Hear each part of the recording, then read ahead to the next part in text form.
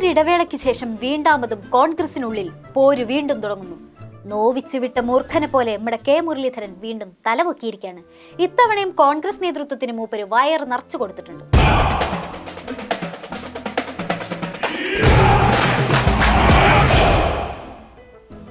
കോഴിക്കോട് വെള്ളയിൽ block Congress committee സംഘടിപ്പിച്ച ഉമ്മൻചാണ്ടി അനുസ്മരണമാണ് വേദി. ഈ പരിപാടി കുറച്ച് വൈകിപ്പോയി, എല്ലാവരും സമയം ചോദിക്കുകയാണ്. അതായത് 1.5 മാസം മുമ്പേ ചെയ്യേണ്ട പരിപാടിയാണ്. അത് ഞങ്ങൾക്ക് ലേശം വൈകിപ്പോയി. 1.5 മാസമൊന്നും വലിയ വൈകലല്ലെന്നേ. അതൊക്കെ കോൺഗ്രസിനെ സംബന്ധിച്ച് വളരെ നേരത്തെ നമുക്ക് അറിഞ്ഞൂടെ. മാത്രല്ല കോൺഗ്രസ് ആരെന്ന് പറഞ്ഞ ആരാ? ഇത്രയും സമയനിഷ്ഠമുള്ള ടീംസ് വേറെ ഇല്ലല്ലോ, അതുകൊണ്ട് കുഴപ്പമില്ല. അതായത് അതിന് നമ്മളെ DCC പ്രസിഡന്റ് ഒരു നിരന്തരം പ്രവർത്തനം തന്ന് ഒന്ന് നിൽക്കാൻ പോലും സമയം തരാത്ത അവസരമാണ് ഇപ്പോൾ ബ്ലോക്ക് പ്രസിഡന്റുമാർക്ക് തന്നുകൊണ്ടിരിക്കുന്നത്. പരിപാടി സംഘടിപ്പിക്കാൻ വൈകിട്ടും പൊക്കി പറഞ്ഞത് കേട്ടപ്പോ DCC പ്രസിഡന്റ് പ്രവീണേട്ടന്റെ ചിരിയൊന്നും കണ്ടില്ലേ? കൊച്ചു ഗള്ളൻ. പക്ഷെ ആരെന്ത് പറഞ്ഞിട്ടും ചിരി വരാതിരിക്കുന്ന വേറൊരാള് വേദിയിലുണ്ട് ട്ടാ. പ്രവീണേട്ടന്റെ അടുത്തിരിക്കുന്ന മുരളീധരൻജിയുടെ മുഖത്തേക്ക് എല്ലാരും ഒന്ന് നോക്കൂ. ആ പണിയുടെ തിരക്ക് തിരിച്ചു പറഞ്ഞാൽ ചായ പോലും ഇന്ന് കുടിക്കുന്ന അവസ്ഥയിൽ ഇപ്പോൾ ഉള്ളത്. ആ അവസ്ഥയുള്ളതുകൊണ്ടാണ് നേരെ പോയത്. അതുകൊണ്ട് ഒന്ന് ക്ഷമിക്കുക. തമാശയൊക്കെ മതി. മുരളീധരേട്ടന് കുറച്ച് കാര്യങ്ങള് സീരിയസ് ആയിട്ട് പറയാനുണ്ട് ട്ടാ. ഇന്നിപ്പോ നമുക്കൊക്കെ ഇലക്ഷൻ കാലത്ത് പ്രചരണം എന്ന് പറയുമ്പോൾ ഇപ്പൊ എല്ലാം നമ്മളിപ്പോ ദേശീയ നേതാക്കന്മാർ ഒന്നുകിൽ രാഹുൽ ഗാന്ധി വരണം, അല്ലെങ്കിൽ പ്രിയങ്ക ഗാന്ധി വരണം. കാരണം മറ്റേതൊക്കെ കെ കരുണാകരൻ, A.K. ആന്റണി, ഉമ്മൻചാണ്ടി ഒക്കെ ഉണ്ടായിരുന്ന ഒരു സന്ദർഭം എന്ന് പറയുന്നത് ഒരു കൂട്ടായിട്ടുള്ള യോഗങ്ങളും കാര്യങ്ങളും ഒക്കെ നടന്നു. പക്ഷെ ഇന്ന് നമുക്ക് നമ്മുടെ നേതാക്കളുടെ ഒരു അഭാവമാണ്. നേതാക്കളൊക്കെ ഉണ്ടായാലും മോശക്കാരൊന്നുമല്ല, എങ്കിലും പൊതുയോഗമൊക്കെ പറയുമ്പോൾ അതിൻ്റെതായിട്ടൊരു വ്യത്യാസമുണ്ട്. അപ്പൊ അതൊക്കെ ഒരു അഭാവത്തിൽ ഇപ്പോൾ നമുക്ക് പോയിട്ടില്ല. പൊതുയോഗത്തിന് ഇണങ്ങുന്ന ഒരൊറ്റ ഒരെണ്ണം കേരളത്തിലെ കോൺഗ്രസിൽ ഇല്ല എന്നാണ് മുരളീധരേട്ടന്റെ അഭിപ്രായം. രാഹുൽ ഗാന്ധിയും പ്രിയങ്ക ഗാന്ധിയും ഒക്കെ ഉള്ളോണ്ട് നമ്മളൊക്കെ ജീവിച്ചു പോണു, അല്ലെങ്കിൽ കാണായിരുന്നു പോരെന്നാണ് മുരളീധരേട്ടൻ പറയണത്. മൈക്കിന് വേണ്ടി പോലും പരസ്പരം അടി ഉണ്ടാക്കുന്ന ടീംസ് ഉള്ളപ്പോ ബാക്കിയുള്ളവർ ഇങ്ങനെ പറയണതിൽ വലിയ അത്ഭുതമൊന്നുമില്ലല്ലോ. എന്തിനാടാ ദിനേശ നാട്ടുകാരെ ചിരിപ്പിക്കാൻ വേണ്ടി ഇങ്ങനെ ഓരോന്ന് ചെയ്തു കൂട്ടുന്നത്? എല്ലാരും തൃശ്ശൂര് നടന്നതൊക്കെ മറന്നിട്ടുണ്ടാവൂല്ലേ? പക്ഷെ മുരളീധരേട്ടൻ അതൊന്നും അത്ര പെട്ടെന്ന് മറക്കാൻ പറ്റില്ലല്ലോ. തെരഞ്ഞെടുപ്പില് 3ാം സ്ഥാനത്ത് പോയത് മാത്രമല്ലല്ലോ പ്രശ്നം. ആ പാവത്തിന് നിങ്ങൾ ആരെങ്കിലും ഒരു സ്വൈര്യം കൊടുത്തിട്ടുണ്ടോ? എന്നും തമ്മിത്തല്ലും പിന്നിനൂത്തലും കാലുവാരലായിരുന്നല്ലോ. അതുകൊണ്ട് ഇടയ്ക്കിടയ്ക്ക് മുരളീധരേട്ടന്റെ വായെന്ന് നിങ്ങൾ ഇതൊക്കെ കേൾക്കേണ്ടി വരൂട്ടാ. ഇപ്പൊ തൃശ്ശൂരിനെ കണ്ടില്ല, 56,000 വോട്ട് BJP ചേർത്ത് നമ്മുടെ വിധവന്മാർ അറിഞ്ഞു. എന്നിട്ടും പറയാൻ ഉറപ്പായിട്ട് ജയിക്കുന്നു പറഞ്ഞിട്ടാണല്ലോ എന്നെ കൊണ്ടാവുന്നത്. അന്ന് പ്രവീണൊക്കെ ഉണ്ടായിരുന്നു എന്നെ കൊണ്ടയക്കാൻ. അപ്പോ ശരി, ഒരാൾ അയാളുടെ കഥ പറയുമ്പോ കക്കാന്ന് പറഞ്ഞിട്ട് പൊട്ടിച്ചിരിക്കണല്ലേ? ശരിയാക്കി തന്നെ ട്ടാ. അല്ല പറഞ്ഞിട്ട് കാര്യമില്ല. അവിടെ ചെല്ലുമ്പോ നട്ടുമില്ല ബോൾട്ടുമില്ല. ഒരു വണ്ടിയിൽ കരുതി യാത്ര ചെയ്യാൻ പറയും. വണ്ടിയിൽ നോക്കുമ്പോ സ്റ്റിയറിംഗും ഇല്ല, നട്ടുമില്ല, ബോൾട്ടുമില്ല. അതാണ് അവിടുത്തെ സിസ്റ്റം. പാവം ഞങ്ങളുടെ മുരളീധരൻജി സ്റ്റിയറിംഗും നട്ടും ബോൾട്ടും ഇല്ലാത്ത വണ്ടിയിൽ അതിനെ കയറ്റിവിട്ടില്ലേ? അതൊക്കെ ആലോചിക്കുമ്പോ ഒരു ദുസ്വപ്നം പോലെ തോന്നുക പാവത്തിന്.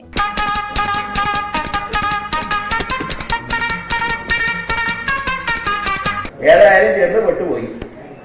പിന്നെ എങ്ങനെയൊക്കെയോ ഭാഗ്യത്തിന് തടി ഊരി കുഴപ്പമില്ലാതെ അവിടെ ജീവനെ കൊണ്ട് രക്ഷപ്പെട്ടു. അത് തന്നെ, തൃശ്ശൂരിന്ന് പാവം ഞങ്ങളുടെ മുരളീധരേട്ടൻ ജീവനും കൈ പിടിച്ച് ഓടി വരായിരുന്നില്ലേ? പിന്നല്ലാണ്ട് അന്ന് തെരഞ്ഞെടുപ്പ് സമയത്ത് എന്തായിരുന്നു അവിടെ നടന്നത്? തമ്മിത്തല്ലൊഴിഞ്ഞ നേരണ്ടോ? മുരളീധരേട്ടൻ നാവുകൊണ്ട് പലർക്കും കൊട്ടൊക്കെ കൊടുത്തിട്ടുണ്ട്, പക്ഷെ ഇതുവരെ കയ്യാങ്കളിക്കൊന്നും പോയിട്ടില്ല. തൃശ്ശൂർ DCCയിലെ അവസ്ഥ എന്തായിരുന്നു? എന്നും അടിയോടടി.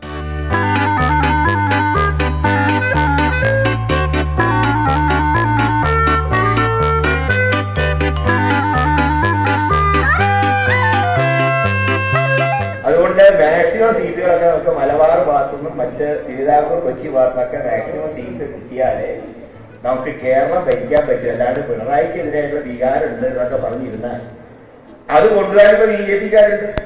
എപ്പോഴും പിണറായി വിരുദ്ധതയും കമ്മ്യൂണിസ്റ്റ് വിരുദ്ധതയും ഭരണവിരുദ്ധ വികാരവും പറഞ്ഞു നടന്നാലൊന്നും ഭരണം കൈ കിട്ടാനൊന്നും പോണില്ല.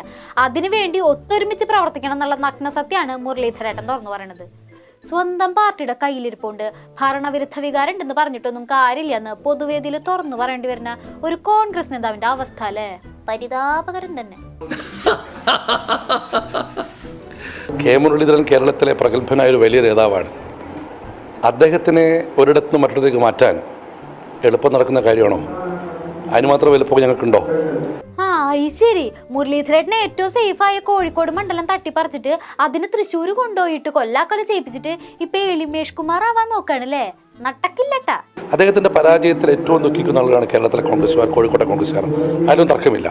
പക്ഷേ മുരളീധരനെ പോലത്തെ ഒരു വലിയ നേതാവിനെ 3, 4, 5 നേതാക്കൾ മാത്രം വിചാരിച്ചാൽ ഒരിടത്തു നിന്ന് മറ്റൊരിടത്തേക്ക് മാറ്റാൻ സാധിക്കുമെന്നുള്ളത് ആരും വിശ്വസിച്ച് തോന്നുന്നില്ല.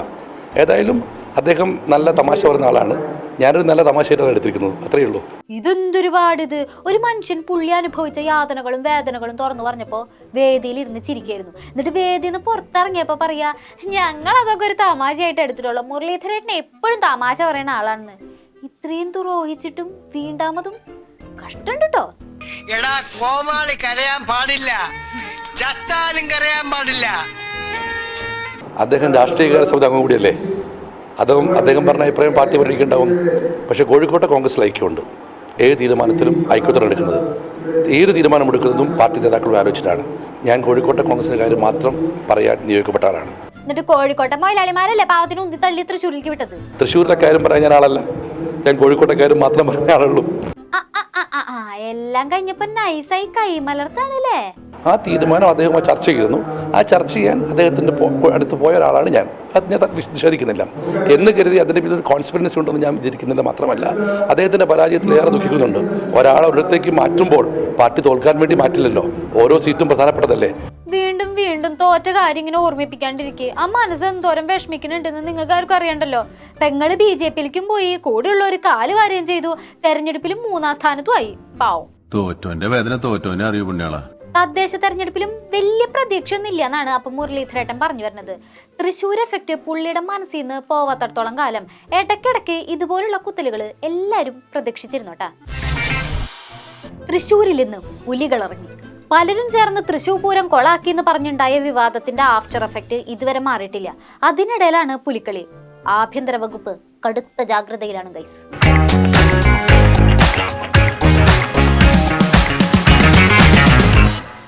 ഒരു പരിപാടി കലക്കാൻ വലിയ പണിയൊന്നുമില്ല, നടത്താനാണ് പാട്. തൃശ്ശൂർ പൂരത്തിന് ശേഷം പൂരം കലക്കി പോലീസ് എന്നല്ലേ നാട്ടുകാർ വിളിക്കണത്.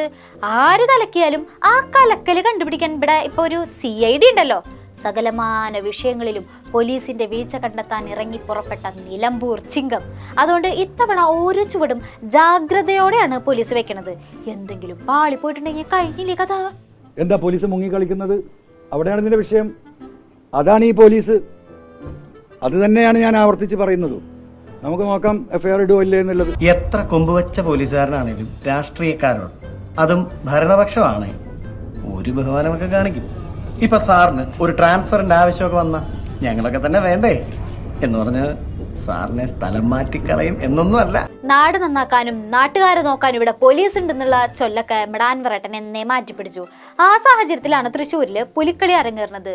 വീട് കിട്ടിയ അവസരമാണ്, എങ്ങനെങ്കിലും നല്ല പിള്ള ചമയണം. പൂരം കലക്കി പോലീസ് എന്നുള്ള പ്രയോഗം മാറ്റി പറയിപ്പിക്കണം. അതിനുവേണ്ടിയുള്ള അക്ഷീണ പ്രയത്നത്തിലാണ് നമ്മുടെ CM-ഉം പോലീസ് മാവന്മാരും.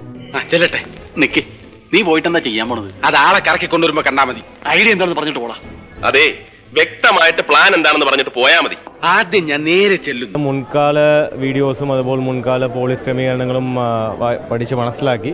അപ്പോൾ ഇപ്രാവശ്യം 500 കൂടുതൽ പോലീസ് ഉദ്യോഗസ്ഥനും ഡിപ്ലോയ്. സംഘാടകരോട് പോലീസ് തന്നെ ഒരു 4-5 പ്രാവശ്യം മീറ്റിംഗ് വിളിച്ചിട്ടുണ്ട്. അവസാനമായിട്ട് ഇന്നലെയും മീറ്റിംഗ് വിളിച്ച് ഇവരുടെ സമയക്രമവും അതുപോലെ ഇവരുടെ റൂട്ടുകളും ഒരിക്കൽ കൂടി കലന്ത് ആലോചിച്ച് ഒരു തീരുമാനം എടുത്തിട്ടുള്ളത്.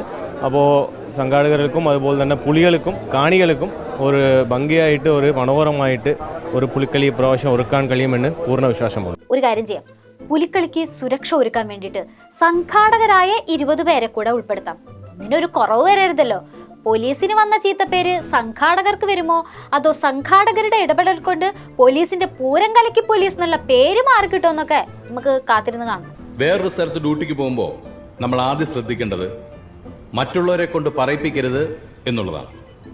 ഛത്തീസ്ഗഡ്, മധ്യപ്രദേശ്, അത് കഴിഞ്ഞ് ജാർഖണ്ഡ്, മൊത്തം 40 ദിവസം ഡ്യൂട്ടി ഉണ്ടായിരിക്കും.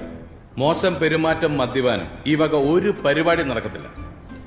കേരള പോലീസിന്റെയും നമ്മുടെ സർക്കാരിന്റെയും അഭിമാനം കാത്തു സൂക്ഷിക്കുക എന്നുള്ളതാണ് നമ്മുടെ കടമ. പൂരം കറക്കാൻ പോലീസിൽ ചിലരുടെ ഇടപെടൽ കാരണമായി എന്ന് വിശ്വസിക്കുന്നവരിൽ അൻവറേട്ടൻ മാത്രമല്ല കേട്ടാ. പൂരം കണ്ടും നടത്തിയും ഒരുപാട് ശീലമുള്ള നമ്മുടെ സുനിലേട്ടനും ആ കൂട്ടത്തിലുണ്ടായിരുന്നു. പോലീസിലെ പുഴുക്കുത്തുകളെ തുടച്ചു നീക്കുമെന്ന് പറഞ്ഞിറങ്ങിത്തിരിച്ച അൻവർ പോലീസ് നന്നാവുന്നുണ്ടെന്ന് പറഞ്ഞിട്ട് ചിരിക്കുന്നുണ്ടാവും. പിന്നെ പ്രധാനമായും മറ്റൊരു കാര്യം, മാംസ് എല്ലാം പ്രത്യേകം സൂക്ഷിക്കണം, ആവശ്യത്തിന് മാത്രം ഉപയോഗിക്കുക. അതിനിടയിൽ ബുള്ളറ്റ് കാണുന്നില്ല, ലത്ത് കാണുന്നില്ല എന്നൊക്കെ പറഞ്ഞു കരഞ്ഞ് വെറുതെ എനിക്ക് പണിയുണ്ടാക്കി. ഇപ്പൊ ഇങ്ങനെ വെളുപ്പിനെ എഴുന്നേറ്റ് പഠിക്കാൻ തുടങ്ങും. എഴുന്നേക്കാനും പറയണ്ട, പഠിക്കാനും പറയണ്ട. നന്നായാ മതിയായിരുന്നു. ബുദ്ധിയുണ്ട്, പക്ഷെ അത് ഉപയോഗിക്കണില്ല. LDF കൺവീനർ സ്ഥാനത്ത് നിന്ന് EP ജയരാജനെ നീക്കിയതിനു ശേഷം നമ്മുടെ EP-നെ കഴിഞ്ഞ ദിവസം ഒന്ന് പുറത്തു കണ്ടു. മുഖ്യമന്ത്രിയായിട്ട് മൂപ്പര് കൂടിക്കാഴ്ച നടത്തി. വെറുതെ വിശേഷം ചോദിക്കാനാണ് വന്നതെന്നാണ് EP പറയണത്. ആർക്കും സംശയമൊന്നുമില്ലല്ലോ അല്ലേ?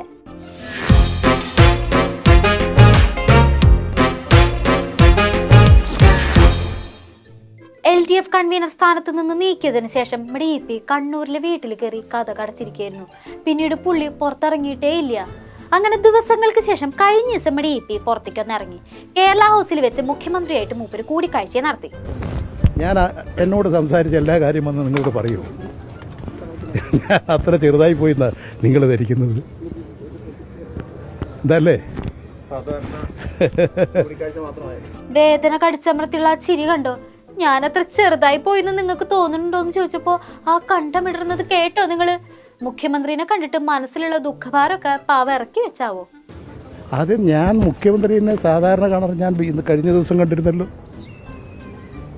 ഞാൻ ആരെയും കാണാത്തത്. നിങ്ങളിത് ഈ തെറ്റായി വ്യാഖ്യാനിക്കാതിരിക്കൂ. ശരിയായ നിലയിൽ നിരീക്ഷിക്കൂ, അഭിപ്രായങ്ങൾ പ്രകടിപ്പിക്കൂ. അതാണ് ഇന്നത്തെ കാലഘട്ടത്തിൽ ചെയ്യേണ്ടത്. നശീകരണ വാസനകളും നശീകരണ ചിന്തകളും ഇല്ലാതെ ഒരു ക്രിയേറ്റീവായി താല്പര്യത്തോടു കൂടിയിട്ടുള്ള വാർത്തകളും പ്രചരണങ്ങളും സംഘടിപ്പിക്കും. ഇപ്പൊ ഇങ്ങനെയാണ് നശീകരണ ചിന്തയുള്ള ആൾക്കാര്, അവരെ കുറിച്ചൊക്കെയാണ് ഇപ്പോഴും മനസ്സില്. അല്ല, എത്ര പെട്ടെന്നാണ് കയ്യിലിരുന്ന സ്ഥാനമാനങ്ങളൊക്കെ നശിച്ചു പോയത്. അപ്പൊ പിന്നെ അങ്ങനെ ചിന്തിക്കണത് സ്വാഭാവികല്ലേ? സാരില്ലേ, ഇപ്പൊ നമ്മളെല്ലാരും കൂടെ കൂടിണ്ട്. ഇപ്പിക്ക് വേണ്ടി സംസാരിക്കാൻ ഇപ്പൊ പ്രതിപക്ഷ നേതാവ് വരുന്നുണ്ട്. എന്നിട്ടാണോ പ്രകാശ് ജാവദേക്കറെ കണ്ടതിന്റെ പേരിലാണ് EP ജയരാജനെതിരെ നടപടിയെടുത്തെന്ന് പറഞ്ഞു. തെരഞ്ഞെടുപ്പിന്റെ അന്ന് മുഖ്യമന്ത്രി പ്രകാശ് ജാവദേക്കറെ EP ജയരാജൻ കണ്ടതിനെ തള്ളി പറഞ്ഞില്ല. അതിന് പകരം അദ്ദേഹം പറഞ്ഞെന്താ, ഞാനും 5-6 പ്രാവശ്യം കണ്ടിട്ടുണ്ടെന്നാണ്.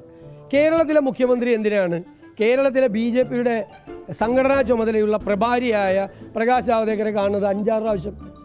എന്തിനാ കാണുന്നത്? അതൊരു ചോദ്യമല്ലേ? കേന്ദ്രമന്ത്രിയല്ല അദ്ദേഹം. കേന്ദ്രമന്ത്രിയാണെങ്കിൽ കാണാം.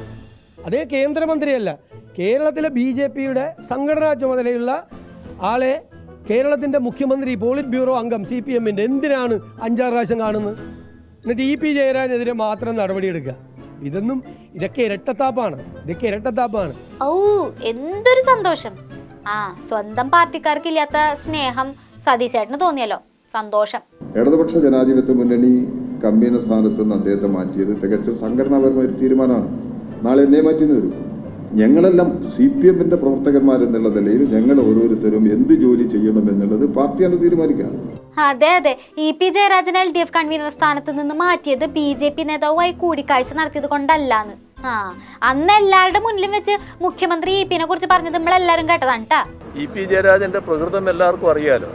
ഈ എല്ലാവരുമായും നല്ല സുഹൃത്ബന്ധം വെക്കുന്ന ഒരാളാണ് ജയരാജൻ. പക്ഷേ സാധാരണ നമ്മുടെ നാട്ടിലൊരു പഴഞ്ചൊല്ലുണ്ടല്ലോ, പാപിയുടെ കൂടെ ശിവൻ കൂടിയാൽ ശിവനും പാപിയായിടുന്നു. ഈ കൂട്ടുകെട്ടിൽ എപ്പോഴും ശ്രദ്ധിക്കണം. നമ്മുടെ നാട്ടിൽ ഉറക്കപ്പായെന്ന് എഴുന്നേൽക്കുമ്പം തന്നെ ഇന്ന് ആരെയാണ് വഞ്ചിക്കേണ്ടത് എന്ന് ആലോചിച്ചുകൊണ്ട് ആ ഉറക്ക് തെളിയുന്ന ആളുകളുണ്ട്. അത്തരം ആളുകളുമായി കൂട്ടുകെട്ട് അല്ലെങ്കിൽ ലോഹ്യം അല്ലെങ്കിൽ അതിർകവിഞ്ഞ സ്നേഹബന്ധം അതൊക്കെ സാധാരണഗതിയിൽ ഉപേക്ഷിക്കേണ്ടതാണ്. ഇതിൽ സഖാവ് ജയരാജൻ ഇത്തരം കാര്യങ്ങളിൽ വേണ്ടത്ര ജാഗ്രത കാണിക്കാറില്ല എന്നത് നേരത്തെ തന്നെ ഉള്ള ഒരു അനുഭവമാണ്. എല്ലാവരുടെ മുന്നിലും വെച്ച് EP-നെ പാപിന്ന് വിളിച്ചിരിക്കുന്നു, അതും മുഖ്യമന്ത്രി. അതിനൊന്നും പറഞ്ഞിട്ട് കാര്യമില്ല. CM-നെ കണ്ട് വേണ്ട വിധത്തിൽ കാര്യങ്ങൾ പറഞ്ഞ് എങ്ങനെയെങ്കിലും എന്തെങ്കിലും സ്ഥാനമൊക്കെ ഒപ്പിക്കണം. ഇതാവുമ്പോ കറക്റ്റ് സിറ്റുവേഷൻ ആണല്ലോ. അല്ല, CM-ഉം EP-യും തുല്യ ദുഃഖിതരാണല്ലോ എന്ന് ADGP RSS നേതാക്കളെ കണ്ടത് മുഖ്യമന്ത്രിക്ക് വേണ്ടിയാണെന്നാണല്ലോ ഇവിടെ പൊതുവെയുള്ള ഒരു ടോക്ക്. നിങ്ങൾ കാണേണ്ട ഒരു കാര്യം, ഞങ്ങളൊരു പാർട്ടി കുടുംബത്തിലെ അംഗങ്ങളാണ്. ഞങ്ങളെല്ലാം തമ്മിൽ വലിയ സ്നേഹവും ബഹുമാനവും ഉള്ളവരാണ്, ആദരവുണ്ട്. നിങ്ങൾ തെറ്റായി ധരിച്ച് വാർത്തകൾ നടത്തുന്നതുകൊണ്ടാണ് നിങ്ങൾക്ക് സംശയം തീരാത്തത്. നിങ്ങൾ നേരെ ചിന്തിക്കാൻ തുടങ്ങിയാൽ എല്ലാ സംശയങ്ങളും തീരും. കൊച്ചു കള്ളൻ. ഇപ്പൊ മുഖത്ത് ചെറിയ തെളിച്ചൊക്കെ വന്നിട്ടുണ്ട്. ADGP RSS കൂടിക്കാഴ്ച വിവാദത്തിൽ സർക്കാർ പെട്ടപ്പോഴാണ് സത്യം പറഞ്ഞ പാവമ്മയുടെ ഇപ്പിക്ക് ശ്വാസം ഒന്ന് നേരെ വീണത്. ഇപ്പൊ മനസ്സിലായില്ലേ, നിങ്ങളെല്ലാരും കൂടി കറിവേപ്പിലാക്കിയപ്പോ ഞങ്ങളുടെ ഇപ്പിയുടെ മനസ്സൊന്നും തോരം വിഷമിച്ചിട്ടുണ്ടെന്ന്. അങ്ങനെ മുഖ്യമന്ത്രിക്കെതിരെയും ആരോപണങ്ങൾ വന്നപ്പോ പുറത്തിറങ്ങി മുഖ്യമന്ത്രിയുടെ വിശേഷമൊക്കെ ചോദിച്ച് മാസമായി നമ്മുടെ EP നടന്നകലുകയാണ് സുഹൃത്തുക്കളെ. എന്നാ ശരി, ബാക്കി വിശേഷങ്ങളുമായി ഇനി നാളെ കാണാം. നന്ദി, നമസ്കാരം.